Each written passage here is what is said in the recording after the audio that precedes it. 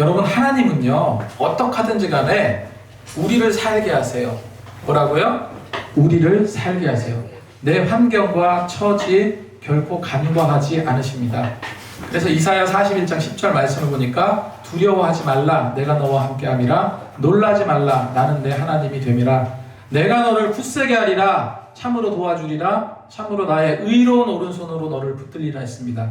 시편 46편 1절에도 보니까 하나님은 우리의 피난처시요 힘이시니 환난 중에 만날 큰 도움이시라. 하나님이 도움이시래요. 시편 55편 22절에 너의 짐을 여호와께 맡기라. 뭐를 맡기라고요? 짐을 맡기라. 그가 너를 붙드신대요. 그가 너를 붙드시고 악인의 요동함을 영원히 허락지 아니하시리로다. 시편 52편 22절 말씀입니다. 여러분, 하나님은 그런 분이세요. 하나님은 어떤 상황이든지 내 삶에 엉켜진 문제들을 해결해 주신 분임을 믿으시기 바랍니다. 그래서 필요한 것이 하나님과 막힘없는, 끊이지 않는 그런 영적인 교감, 영적인 친밀감, 영적인 사귐이 있어야 된다는 거예요. 그래서 저는 뭐라고 말씀드립니까? 그래서 늘 기도하라 말씀드리는 거예요. 우리는 하나님은 다 아시니까 어떻게 이야기합니까? 먼저 그의 나라와 의를 구하면 된다. 모든 것이 그렇게 하면 다 더해 주시기로 했어 라고 이야기해요. 내 삶의 문제, 마치요 실타래에 엉켜진 거 보셨습니까? 실타래가 엉켜진 것 같은 내 삶의 모든 문제를 다 해결해 주시고 채워주시는 하나님이세요. 그런 하나님을 믿으셔야 됩니다. 할렐루야. 그래서 먼저 그의 나라와 의를 구하면 모든 것을 더해 주신다 했기 때문에 우리는 그의 나라와 의를 위해서 기도하면 된다. 틀린 말은 아닙니다. 근데 제가 오늘 말씀을 보면서 정말로 성경에 기도하는 사람들은 어떤 사람인가, 어떨 때 기도하는가, 사실요 우리랑 전혀 다르지가 않아요. 다급할 때 기도해요. 다급할 때. 절박한 전쟁 중에 기도합니다. 어렵고 힘들 때 기도합니다. 고통 중에 기도합니다. 해결되지 못한 일이 앞서 있을 때 그때 기도하는 경우가 훨씬 더 많다는 거예요. 기도 내용도 너무 다양해요. 제가 몇 번 말씀드렸죠. 아굴의 기도와 야베스의 기도. 자, 아굴의 기도 첫 번째가 잠언 30장 7절에서 9절까지 읽은 말씀인데, 그 아굴이라는 그 사람이 기도한 내용입니다. 가만히 한번 들어보세요. 내가 두 가지를 주께 구하였사오니 내가 죽기 전에 거절하지 마옵소서. 곧 헛된 것과 거짓말을 내게서 멀리 하옵시며 나를 가난하게도 마옵시고 부하게도 마옵시고 오직 필요한 양식을 내게 먹이소서. 혹 내가 배불러서 하나님을 모른다. 여호와가 누구냐 할까 하오며 혹 내가 가난하여 도둑질하고 내 하나님 이름을 욕되게 할까 두려워함이라. 제가 이 기도를 묵상하면서 정말로 기도 같은 기도다. 선한 기도다. 거짓을 멀리하게 해달라. 가난하게도 마옵시고 부하게도 마옵시고 너무나도 착한 기도잖아요. 그래서 오직 필요한 양식만 주셔서 이렇게 하나님께 의존적이고 겸손한 기도를 드리는 거예요. 드리고 있습니다. 이 기도 내용을 볼 때는 기도는요 지극히 개인적인 기도예요. 그 나라와 그의 의와 관련된 기도가 아니에요. 그냥 내 삶의 만족을 위한 기도입니다. 그리고 또 한 가지 아까 읽었던 너무 기복적일 수 있는 기도가 하나 또 있습니다. 이 기도는 아굴의 기도와는 너무나도 비교가 되는 기도예요. 이 역시 지극히 개인적인 기도인데 바로 야베스의 기도입니다. 야베스가 드린 기도는 너무나 달라요. 다시 한번 들어보세요. 역대상 4장 10절 말씀에 야베스가 이스라엘 하나님께 아뢰어 이르되 주께서 내게 복을 주시거든 나의 지역을 넓히시고 주의 손으로 나를 도우사 나로 환난을 벗어나 내게 근심이 없게 하소서 하였더니 하나님이 그가 구하는 것을 허락하셨더라 기록하고 있어요. 야베스라는 사람이 누군지 모르겠어요. 근데 야베스라는 이름의 뜻은 고통이라는 뜻입니다. 고통이라는 뜻이에요. 이 기도는 오직 나만의 필요를 요구하는 그런 기도인데 무엇보다 놀라운 것은요 그냥 대놓고 하나님께 복을 주소서 기도하고 있는 거예요. 야베스는 하나님께 대놓고 복을 달라고 기도합니다. 그리고 여기서 나의 지역을 넓혀주소서, 나의 지역을 넓혀달라는 것은 히브리어로 게브리 타르하부라는 단어입니다. 이게 어떤 뜻이냐면은 삶의 한계와 장애물을 극복하게 해주소서 이런 뜻도 있어요. 근데 물리적인 의미도 담겨 있습니다. 그 물리적인 의미는 뭐냐면 쉽게 말해서 땅의 확장을 말해요. 다시 말해서 내가 나를 위해서, 우리 가족을 위해서, 내 후손을 위해서 더 넓은 땅을 주소서, 더 번성하게 하여 주소서, 한마디로 부자 되게 하여 주옵소서 이런 기도예요.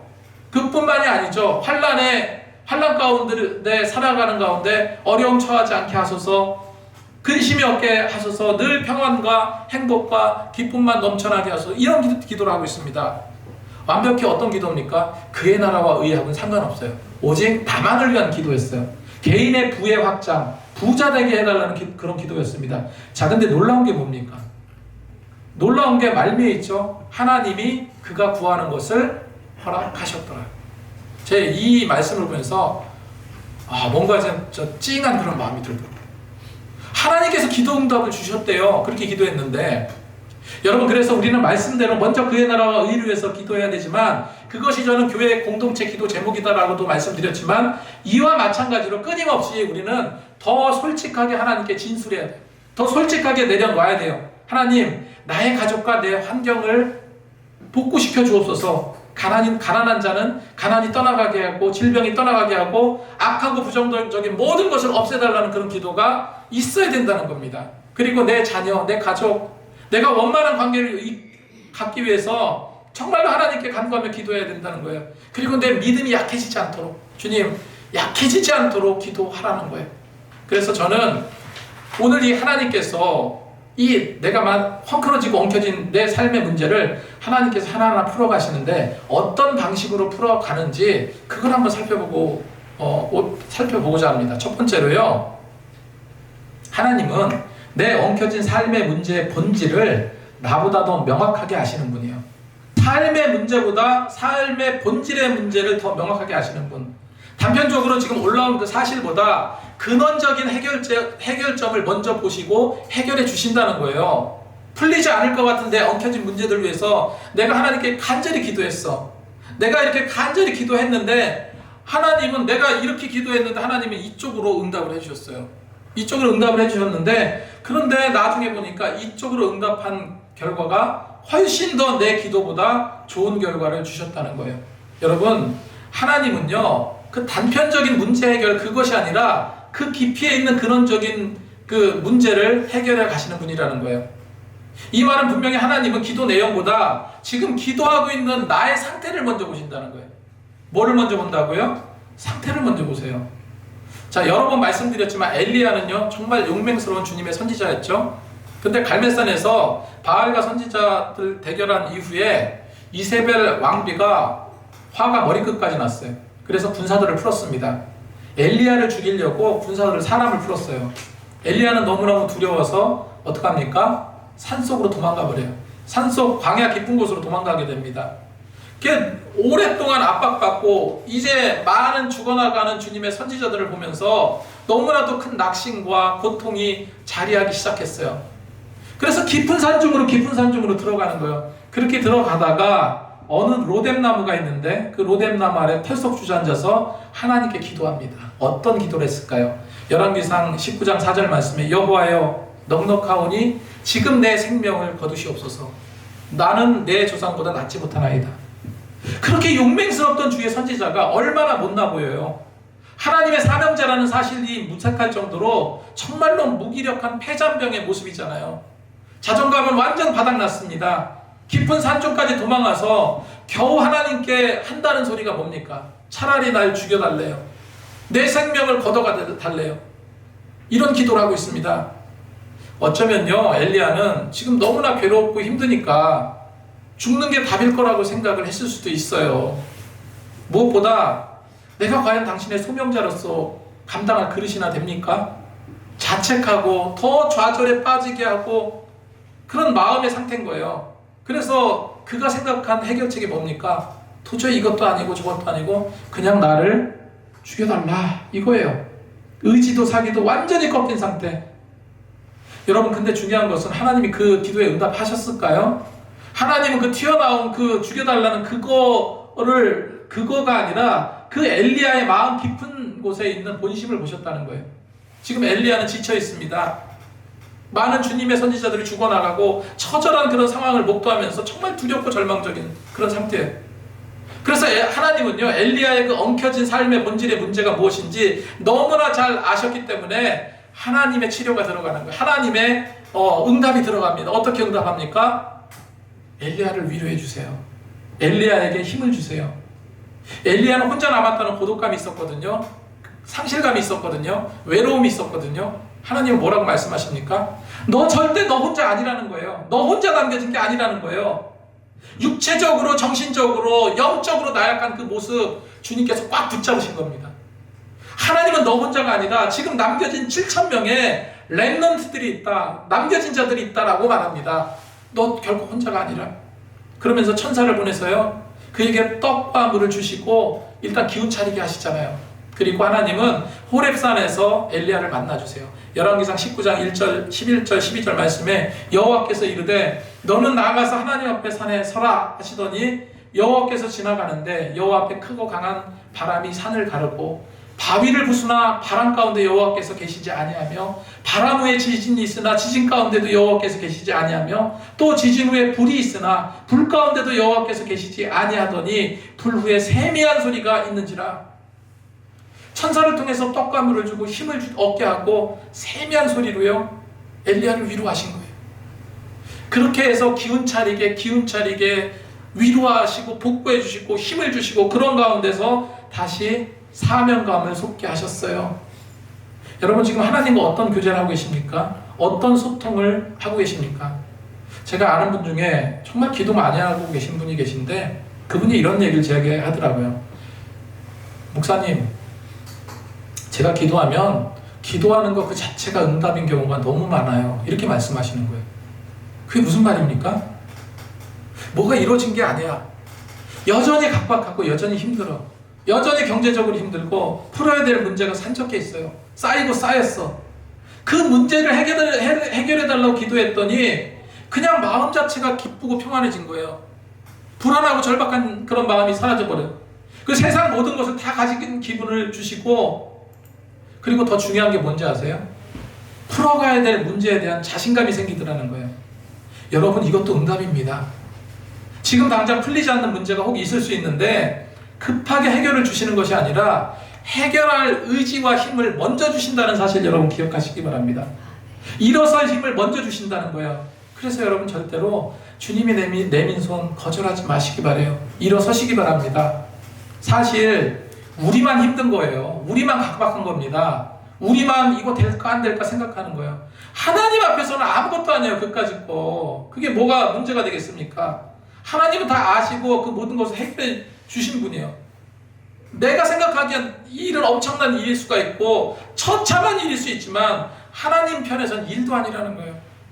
그래서 여러분 중요한 게 하나님과 교제를 하라. 하나님과 교통의 시간을 만들어라. 그러니까 기도 못하겠으면 그냥 하나님 오늘 이런 일이 있는데 왜 이런 일이 생기게 됐습니까? 하나님 앞으로 내가 이런 일을 준비해 나가는데 하나님 이거 어떻게 좀 해결해 주세요. 말할 수 있잖아요.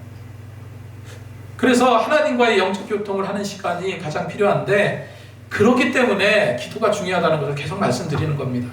기도가 하나님과 소통하고 교제하는 가장 좋은 방법이에요.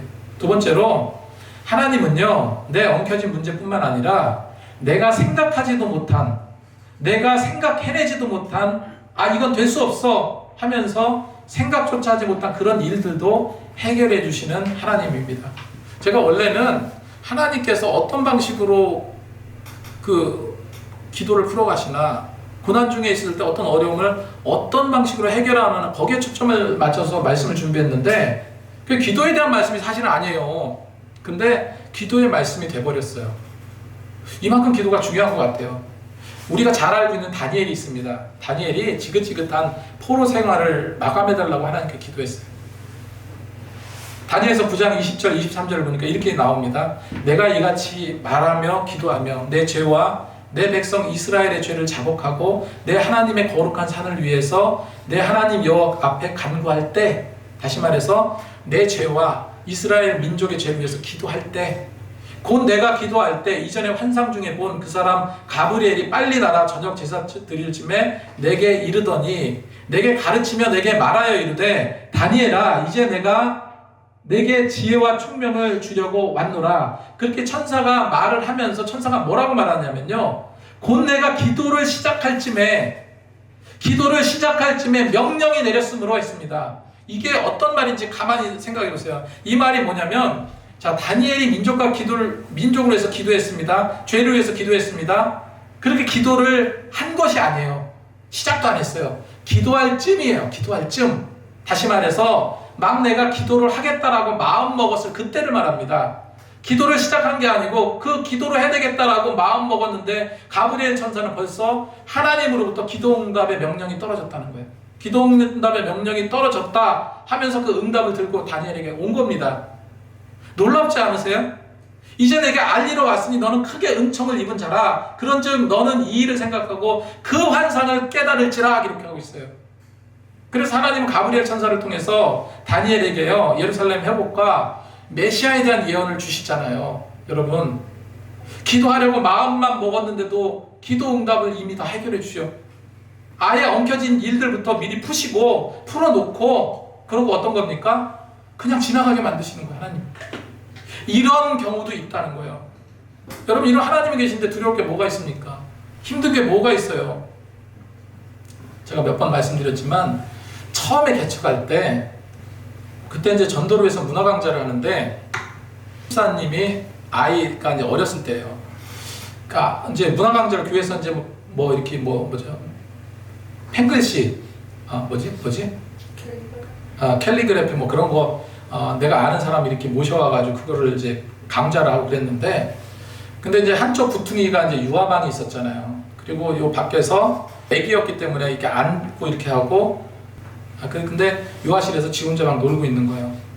그래서 이제 저희 사모가 이제 어떻게 노나 이렇게 보기도 하고 살펴보기도 하고 그런데, 그러고 이제 최 집사님한테 아이 신경 좀 쓰면서 하시라고 이렇게 얘기도 몇 번 하고 했습니다.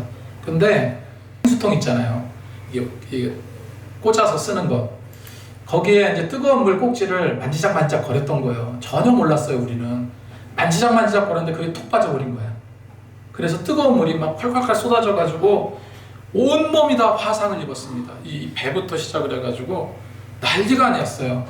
그래서 화상 전문 치료에 가가지고 한 2달, 굉장히 오랫동안 입원했어요. 근데 나중에 하나님께서 정말로 깔끔하게 화상 심하게 나지 않게 잘 해주셨어요. 근데 그 한참 그렇게 해서 급하게 병원에 이송하고 그렇게 하고 있었을 때 얼마나 마음이 답답하겠습니까? 뭐 다른 건 둘째치고 교회에서 일어난 일이잖아요. 그때 오후 예배 때 우리 다 같이 한번 기도합시다. 그래서 하나님 이 아이 치료해 주시고 특별히 흉지지 않게 해달라고 그렇게 뜨겁게 기도했어요. 그렇게 기도하고 제가 마이크를 끄고 강대상을 딱 내려오는데 핸드폰이 바로 온 거예요. 1초도 안 돼서. 그렇게 핸드폰이 울렸어요. 누가 전화를 하셨냐면 제가 부교육자로 사역했던 교회 목사님께서 전화를 하신 거예요. 그런데 주일날 전화하시는 분이 아닌데 주일날 예배 끝나자마자 전화가 오신 거예요. 굉장히 의외였습니다. 근데 그 목사님이 이렇게 말씀하시는 거예요. 혹시 시간 되면은 교회로 넘어오라고 말씀하시는 거예요. 그래서 얼른 갔죠. 근데 아무 말 없이 목사님이 금일봉을 주신 거예요. 저 봉투를 저한테 주시는 거예요. 지금 한참 힘들 텐데 이것저것 필요한 거 사서 쓰라고 주신 거예요. 제가 교회 상황에 대해서 아무 말 한 적도 없고 그 목사님이 우리 교회 형편을 어떻게 알겠습니까? 그냥 어렵다는 건 알죠. 개척교회니까. 근데 그 금일봉을 주신 거예요. 꽤 많이 주셨어요. 그래서 그 받은 돈으로 저희가 그 병원비 일부러 보탠 기억이 있어요. 그때 막 집사람이 기억하시겠지만 병원에 그냥 그 아이 막 봐주고요. 굉장히 아주 그랬어요. 돌아가면서 자기 아이처럼 막 그 병원에서 그냥 오랫동안 같이 교대로 막 이렇게 해주고 그렇게 했던 적이 있습니다. 여러분 저는요 그때 병원비 달라고 한 적이 없어요. 병원비 달라고 한 게 아니라 기도했을 때 어떤 기도를 했냐면 하나님 흉지지 않게 해주세요. 치료 잘 받게 해주세요. 이거였습니다. 그런데 하나님께서 적절하게 응답을 주신 거예요. 그렇게 믿어요. 그 순간에 어떻게 1초도 안 돼서 그렇게 전화가 올까? 그래서 그거를 하나님께서 응답해 주셔서 다른 손길로 응답해 주신 거죠. 그렇게 해가지고 그때 그거를 조금 이렇게 해결한 그런 기억이 있습니다. 나인성의 과부 아들이 죽었습니다. 예수님과 제자들이 나인성에 들어가시는데 이미 죽은 아들이 장례행렬이 이렇게 오고 있어요. 남편도 없이 그 아이 하나 믿고 아들 하나 믿고 그렇게 살아왔던 과부예요. 그런 과부가 그렇게 믿었던 아들이 죽게 된 겁니다.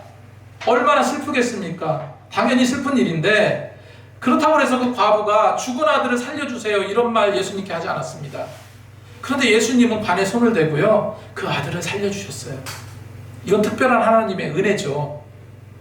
혈루증을 앓던 여인이 단지 예수님의 옷자락만 잡았을 뿐인데 치유함을 얻었습니다. 굳이 기도하지 않았어요. 굳이 기도하지 않았어. 하나님은 믿음 있는 자, 믿음을 갖고 있는 자들에게 하나님께서 원하시는 방향대로 이끌어준다는 사실을요 여러분 우리는 성경을 통해서 확인할 수 있는 대목이에요. 이처럼 하나님은 내가 생각지 못한, 내가 생각조차 하지 못한 그 문제를 근원적인 것을 해결해 주시는 그런 하나님이시라는 거 여러분 기억하시기 바랍니다. 세 번째로요, 하나님은 엉켜진 내 삶의 문제를 내가 예상하거나 예측하지 못한 방식으로 전혀 새로운 방식으로 이끌어 가시는 하나님이시라는 사실 여러분 기억하시기 바랍니다. 자, 요셉을 예를 들어서 여러분 요셉이 아무리 그 큰 족장에 부자로 살았던 요셉이라 할지라도 당시에 이집트는요, 애국은요 대영 제국이에요. 옛날에 로마같이 지금으로 말하면 미국과 같은 그런 큰 제국과 같은 나라예요. 거기 서열 2인자가 됩니다. 총리가 돼요. 그렇게 될 수 있을 거라고 누가 상상했겠습니까? 그리고 풍성하고 부유한 집에서 정말 사랑받고 자랐던 요셉인데 어느 날 갑자기 애굽의 노예로 전락해요. 이거 상상이나 했겠습니까? 이처럼 하나님은 내가 예상하거나 예측한 방식이 아니라 전혀 상상할 수 없는 일로 만들어 가시기도 한다는 거예요. 요셉은 형들의 계략으로 하루아침에 노예 삶을 살게 되었는데 게다가 억울한 누명을 쓰고 감옥에 갇히는 신세까지 돼버립니다. 하나님을 늘 의지했던, 그리고 비전을 꿈꿔왔던 요셉에게는요 이보다 더 큰 충격이 어디 있습니까? 그런데 하나님은요, 하나님 왜 저에게 이런 일이 생깁니까? 하나님, 제가 하나님의 비전을 이룰 자가 맞습니까? 따지지 않았어요. 요셉은 억울해하거나 따지지 않았어요. 하나님은 비록 엉망진창인 거를 만들어 간다고 생각을 할 수도 있는데 노예로 전락했으니까 이제 끝이다, 회복 불가능하다, 이런 상황을 만든 것 같잖아요. 그런데 결국 하나님은 요셉을 어떻게 했어요? 애굽의 최고의 총리로 만드셨어요. 하나님은 요셉의 고난을 제거하지 않으셨습니다. 평탄케 하지 않으셨어요. 그 고난 과정 속에서 지혜를 주시고 은혜를 주셔서 마침내 애국의 총리로 설 수 있었던 겁니다. 그래서 형들과 상봉할 때 그제서야 요셉은 하나님께서 이런 과정을 주신 것을 깨닫잖아요. 이 형들 앞에서 양식을 구하러 애굽에 딱 왔는데 요셉을 보고 죽을까봐 그냥 파르르 떨잖아요. 요셉은 이미 뭡니까? 권력자죠. 힘 있는 자입니다. 형 한두 명 그냥 죽이는 건 일도 아니에요. 그래서 죽을까봐 파르르 떨고 있는 형들에게 오히려 위로를 해요. 위로를. 그러면서 하나님께서 이렇게까지 한 이유를 형들에게 설명을 합니다. 창세기 50장 20절에 당신들은 나를 해하려 하였으나 하나님은 그것을 선으로 바꾸사 오늘과 같이 많은 백성의 생명을 구원하게 하셨나니. 그래서 하나님은요 결국은 어떤 과정입니까? 요셉을 연단받게 하셔서 그렇게 연단받은 이후에 가족들 모두가 애굽으로 이주하는 그런 원대한 꿈을, 원대한 계획을 갖고 있으셨다는 거예요. 여러분, 답답한 문제 있으십니까? 이리저리 엉켜져서 이거 내가 어떻게 풀지 못하겠다 하는 문제 있으세요? 지금부터 이렇게 하세요. 그거 여러분이 풀지 마세요.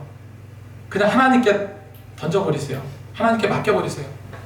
하나님은 절대로 여러분의 삶을 간과하거나 침묵하시는 분이 아니에요. 반드시 풀어주십니다. 반드시 이루어주시고 응답해주시고 나를 더 좋은 길로 이끌어주시는 분이에요. 지금 현재 상황만 보기 때문에 그 앞에 있는 부분들이 보이지 않는 겁니다. 여러분, 우리는 어떻게 돼요? 이걸 보고 가는 것이 아니라 저 끝에 비전을 보고 기도하며 나가는 거예요. 그래서 하나님께서는 반드시 내 엉켜진 인생의 실타래를 다양한 방법으로 풀어가시는 분이에요. 제가 어느 날, 제가 김창옥 쇼가 있는지 몰랐어요. 근데 가끔 유튜브를 보면 김창옥 쇼 영상이 올라오더라고요. 근데 그 김창옥 쇼를 한번 보는데 한 30대 버스 운전기사의 사연이 올라와 있어요. 근데 이게 김창옥 쇼를 가만히 보니까 사연자가 나와서 자기 사연을 소개하고 그럼 김창옥 씨가 조언도 하고 그 사연을 이렇게 풀어가는 그런 토크쇼인 것 같아요. 자, 여러분 30대 그 젊은 30대가 버스 운전한다는 것도 흔치 않은 일이에요. 근데 그 젊은 기사는 버스 운전하는데 자신이 해왔던 본래 직업이 있습니다. 꿈꿔온 일이 있어요.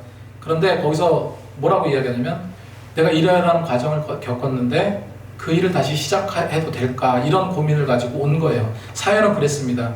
근데 그 30대 남자는 원래 뭐였냐면요, 뮤지컬 배우였습니다. 잘생겼어요.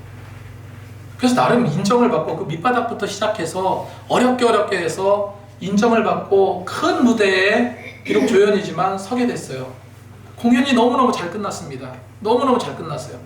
그래서 마지막 커튼이 올라가면서 이제 배우들이 인사를 하잖아요. 그 마지막 무대에 인사를 하는데 거기서 발을 헛디딘 거예요. 나오다가 발을 헛디뎌서 넘어졌는데 너무 크게 넘어졌어요. 그래서 한쪽 손목이 골절이 됐습니다. 골절로 이어졌어요. 긴급하게 가서 병원에 입원하게 됐어요.